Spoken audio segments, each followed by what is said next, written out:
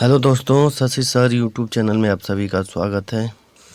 आइए हम लोग आज यूपी पुलिस री एग्ज़ाम का प्रैक्टिस सेट 5 देखते हैं।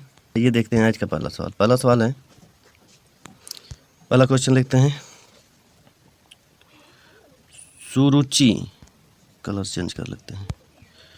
सुरुचि सुभाष सरस अनुरागा, इस पंक्ति में किस अलंकार की योजना हुई है? किस अलंकार, इसमें अलंकार बताना है कि कौन सा अलंकार प्रयोग हुआ है। तो इसमें आप लोगों को बताना है, तो बताइए इसमें कौन सा अलंकार का प्रयोग हुआ है। तो पहला ऑप्शन है उपमा अलंकार, दूसरा यमक अलंकार और चौथा है श्लेष अलंकार। तो कौन सा अलंकार इसमें होगा? यहाँ पर देखिए स वर्ण की आवृत्ति हो रही है बार बार, इसलिए यहाँ पर कौन सा अलंकार होगा? अनुप्रास अलंकार होगा। कौन सा अलंकार होगा? अनुप्रास अलंकार होता है। जहाँ वर्णों की आवृत्ति होती है उसे कौन सा अलंकार कहते हैं? अनुप्रास अलंकार कहते हैं। तो ऑप्शन नंबर बी आपका बिल्कुल सही हो जाएगा। आइए अगला क्वेश्चन देखते हैं। अगला क्वेश्चन है, कवि प्रिया किस रीतिकालीन कवि की रचना है? कवि प्रिया किस रीतिकालीन कवि की रचना है? पहला ऑप्शन है बिहारी, सी ऑप्शन है घनानंद, बी ऑप्शन है मतीराम और डी ऑप्शन है केशवदास। किसकी है कवि प्रिया? तो ऑप्शन नंबर आपका डी बिल्कुल सही हो जाएगा, केशवदास जी का है, केशवदास जी का है। आइए इनकी और कुछ कृतियों के बारे में देखते हैं। इनकी और कृतियाँ हैं कि कवि प्रिया रीतिकाल के प्रसिद्ध कवि केशवदास द्वारा लिखा गया ग्रंथ है। केशवदास रचित प्रमाणित ग्रंथ 9 हैं। रसिक प्रिया, कवि प्रिया, नखशिखा, छंदमाला, रामचंद्रिका, वीर सिंह देव चरित, रतन बावली, विज्ञान गीता, जहांगीर, जस चंद्रिका। ये इनकी कुछ इम्पोर्टेंट कृतियाँ हैं, इसको देख लीजिएगा। आइए अगला क्वेश्चन देखते हैं। अगला क्वेश्चन है, निम्नलिखित में कौन सी तुलसीदास की रचना नहीं है? तुलसीदास की रचना नहीं है। तो पहला ऑप्शन है रामचरितमानस, बी है विनय पत्रिका, सी है कवितावली और डी है साहित्य लहरी। तो कौन से हो जाएगा इसमें? तुलसीदास जी का रचना नहीं है, इसमें बताना है। तो रामचरितमानस किसकी रचना है? तुलसीदास जी की रचना है। विनय पत्रिका तुलसीदास जी का है, कवितावली तुलसीदास जी का है, साहित्य लहरी तुलसीदास जी का नहीं है। किसका है? तो सूरदास जी का है। तो ऑप्शन नंबर आपका डी बिल्कुल सही हो जाएगा। गंगा जल में कौन सा समास है? गंगा जल में कौन सा समास है? पहला ऑप्शन है कर्मधारय, बी है अव्ययी भाव समास, सी है द्वंद्व समास और डी है तत्पुरुष समास। कौन सा हो जाएगा इसमें बताइएगा। तो गंगा का जल, गंगा का जल, तो कौन सा समास हो जाएगा? तत्पुरुष समास हो जाएगा, तत्पुरुष समास। आइए अगला क्वेश्चन देखते हैं। 5वां क्वेश्चन, स्वार्थी का संधि विच्छेद है। स्वार्थी का संधि विच्छेद होगा। स्वार्थी तो स्व प्लस अर्थी, स्व अ प्लस अ मिलकर बना है आर, तो क्या बना है? स्वार्थी बना है, स्वार्थी। तो स्वार्थी में कौन सा संधि विच्छेद होगा? स्व धन अर्थी, पहला ऑप्शन आपका सही होगा। कौन सा संधि होगा ये? तो दीर्घ स्वर संधि होगा, दीर्घ स्वर संधि होगा। ऑप्शन नंबर ए आपका बिल्कुल सही है। अगला क्वेश्चन देखते हैं। 3 बेर खाती थी वे 3 बेर खाती है, इस पंक्ति में किस अलंकार की योजना है? 3 बेर खाती थी वे 3 बेर खाती है। पहला है अतिशयोक्ति, सी है रूपक, बी है यमक, डी है उपमा। तो कौन सा अलंकार हो जाएगा? तो ऑप्शन नंबर बी आपका सही हो जाएगा, यमक अलंकार। यमक अलंकार 2 शब्द आए और दोनों शब्द का अर्थ अलग अलग हो, वहाँ पर क्या होता है, यमक अलंकार होता है। ये 3 बेर, बेर मतलब होता है फल, एक प्रकार का फल है जिसे देहात में बैर बोला जाता है और बेर बोला जाता है ना।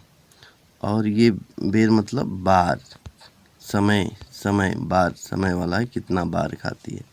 तो 3 बेर खाती थी, वे 3 बेर खाती है। इस पंक्ति में यमक अलंकार होगा। रेखांश किस संधि का उदाहरण है?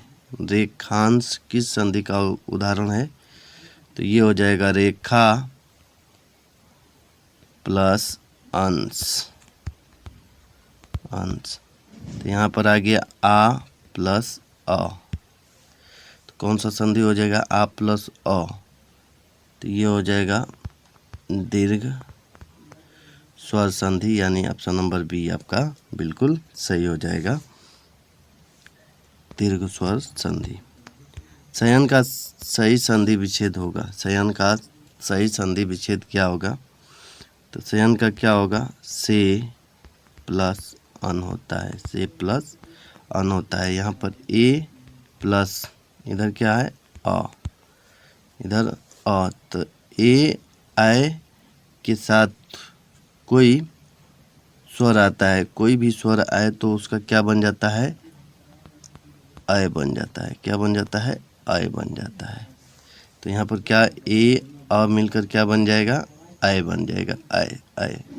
तो ये शयन का क्या हो जाएगा, से प्लस अन हो जाएगा। ऑप्शन नंबर बी आपका सही हो जाएगा।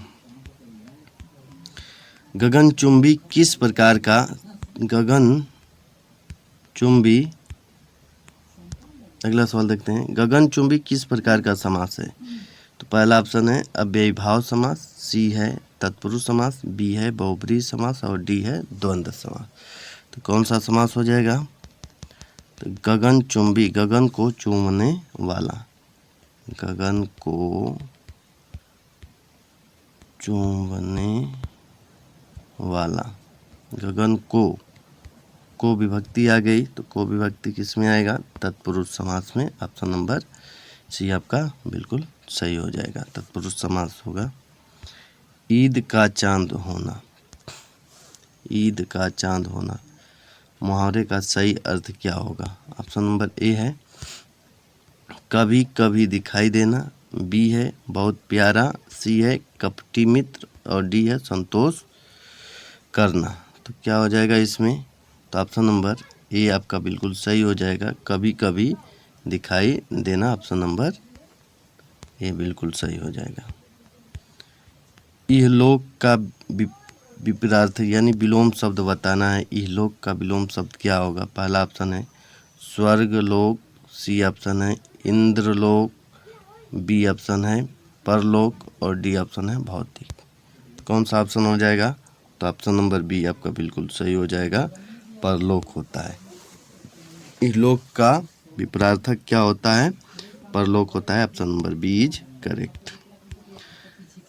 निम्नलिखित में कौन सा शब्द वर्तनी के आधार पर शुद्ध है? शुद्ध है तो पहला ऑप्शन है ईसाई, तो ईसाई इस प्रकार से लिखा जाता है, ईसाई ये है, तो ये गलत है।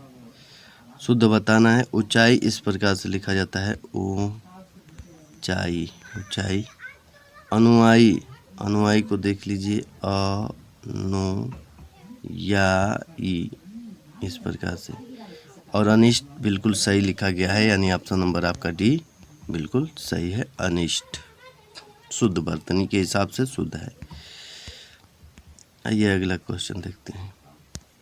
अगला क्वेश्चन है श्री गुरु चरण सरोज रज, निज मन मुकुर सुधारी, वर्णो रघुवर विमल जस, जो द्या कल फल चारी। उपयुक्त पंक्ति में छंद का प्रकार बताना है। कौन सा छंद है? तो पहला ऑप्शन है दोहा, सी ऑप्शन है चौपाई और बी है सोरठा और डी है भैरव। कौन सा ऑप्शन हो जाएगा? तो ऑप्शन नंबर ए बिल्कुल सही हो जाएगा, दोहा। आइए अगला क्वेश्चन देखते हैं। नील सरोरुह श्याम तरुण अरुण वारिज नयन, करऊँ सुमम मम उर्धाम सदा क्षीर सागर शयन में उपयुक्त पंक्ति में छंद का प्रकार बताना है आपको। क्या हो जाएगा इसमें? पहला ऑप्शन है दोहा, बी है सोरठा, सी है रोला और डी है भैरव। तो कौन सा ऑप्शन हो जाएगा? तो ऑप्शन नंबर बी आपका बिल्कुल सही हो जाएगा। कौन सा? सोरठा है। इस पंक्ति में कौन सा है? तो सोरठा है। सोरठा दोहे का उल्टा होता है। एक मयान में दो तलवार, एक मयान में दो तलवार मुहावरे का अर्थ क्या है? एक स्थान पर दो व्यक्ति, एक ही स्थान पर दो समान अधिकारी नहीं रह सकते, और सी ऑप्शन है कम स्थान में ज़्यादा व्यक्ति, और डी है कम पैसों में घर चलाना। तो कौन सा हो जाएगा? तो ऑप्शन नंबर बी बिल्कुल सही हो जाएगा। एक ही स्थान पर दो समान अधिकारी नहीं रह सकते हैं। ऑप्शन नंबर बी बिल्कुल सही है। तमस किसकी रचना है?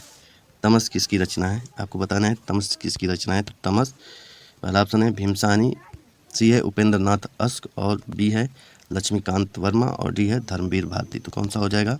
तो ऑप्शन नंबर ए आपका बिल्कुल सही हो जाएगा। भीष्म सानी जी का है। भीष्म सानी जी का है। बाबा बटेश्वर